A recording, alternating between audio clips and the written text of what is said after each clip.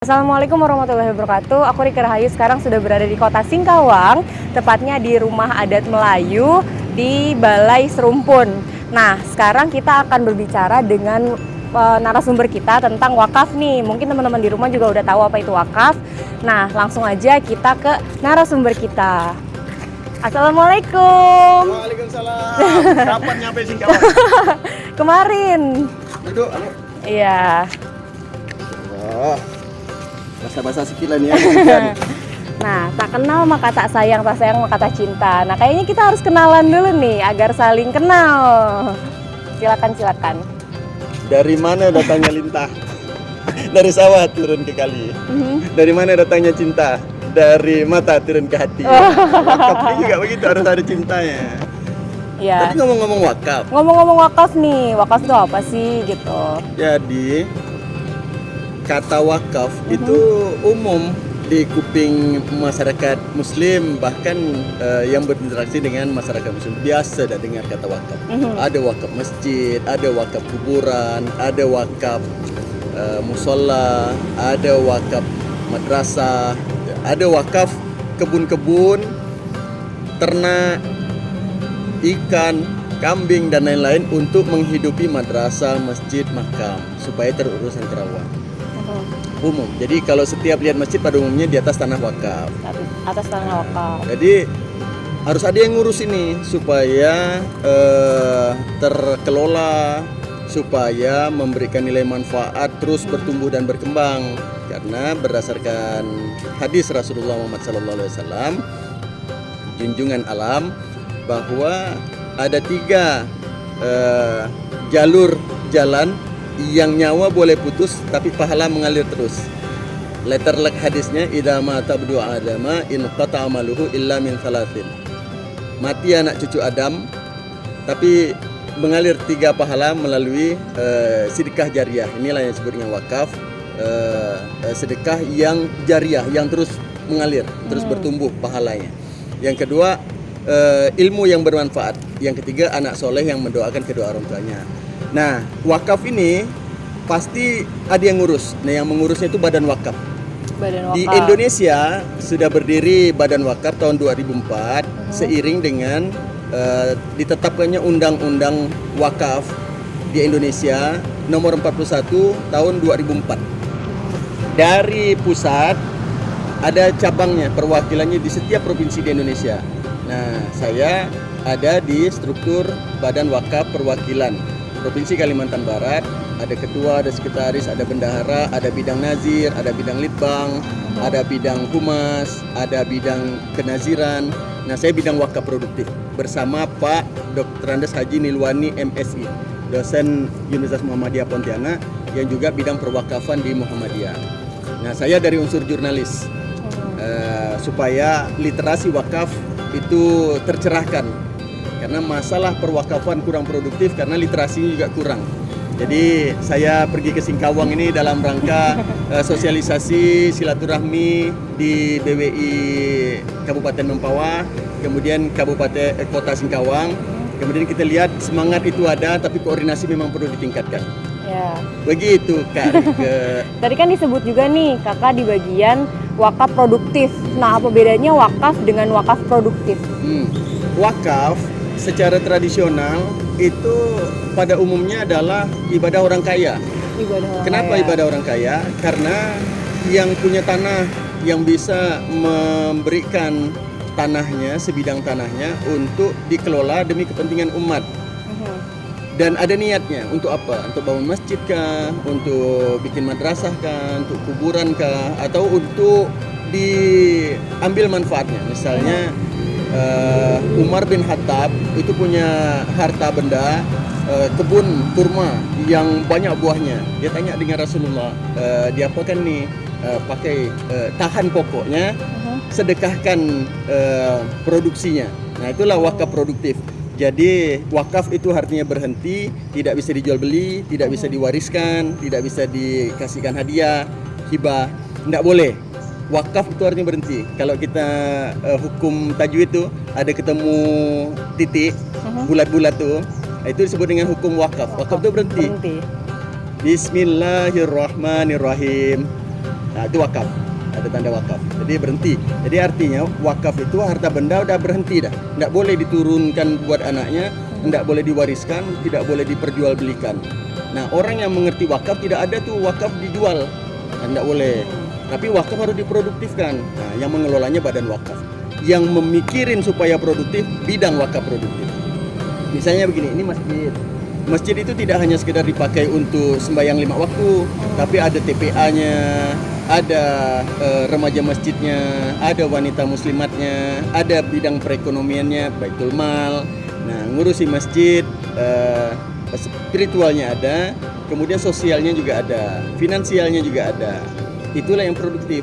Bahkan dari produktivitas ini, misalnya keuntungan dari baitul mal yang tumbuh di atas masjid wakaf bisa membeli tanah berikutnya. Kemudian tanah ini diproduktifkan untuk pertanian, misalnya perikanan, perdagangan, sewa ruko, gunting rambut, dan seterusnya. Keuangannya dipakai untuk beasiswa, untuk kredit, untuk kepentingan sosial. Itu disebut dengan mauquf alaihi. Kalau tadi kita bicara wakaf itu identik dengan masjid misalnya, identik dengan tanah dan bangunan. Kalau wakaf itu apakah hanya tanah dan bangunan atau kita bisa mewakafkan yang lain? Bisa. Nah, di dalam undang-undang wakaf itu sekarang derivatnya banyak. Tidak hanya 3M, masjid, makam, madrasah.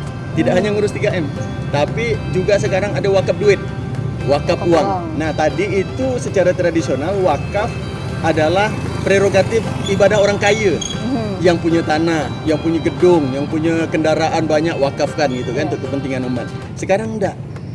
Wakaf duit, wakaf uang itu boleh 10.000, boleh 100.000, boleh 1 juta, boleh lebih besar lagi. Jadi setiap umat Islam sekarang bisa berwakaf sehingga dia menjaminkan dirinya nyawa boleh putus tapi pahala mengalir terus. Ingat ya, bahwa Allah tidak memasukkan orang ke dalam surga karena banyaknya pahalanya, tapi karena proses yang dia mau ikut. Jadi belum tentu 1 juta itu Allah lebih senang ketimbang orang yang tidak mampu memberikan 10.000. Ada orang kaya milioner ngasih 1 juta, tapi dia tuh secara kebatinan dia lebih kecil nilai semangatnya untuk berwakaf ketimbang yang orang tidak mampu tapi punya kesadaran untuk membantu kepentingan publik, kepentingan umum, kepentingan umat yang nilainya 10.000. Oleh karena itu wakaf sekarang turunannya ada wakaf uang atau wakaf duit, ada wakaf profesi, ada wakaf intelektual, ada wakaf literasi. Nah, misalnya saya sebagai jurnalis penulis setiap hari nulis tentang wakaf. Saya berwakaf dengan keintelektualan saya berwakaf dengan literasi saya, berwakaf dengan informasi-informasi yang sudah saya berikan, silakan diambil, silakan dipergunakan. Tidak ada hak cipta, hak apa segala macam. Saya sudah berwakaf dengan itu. Jadi perkembangan wakaf sekarang sampai wakaf saham, wakaf investasi, semua ada.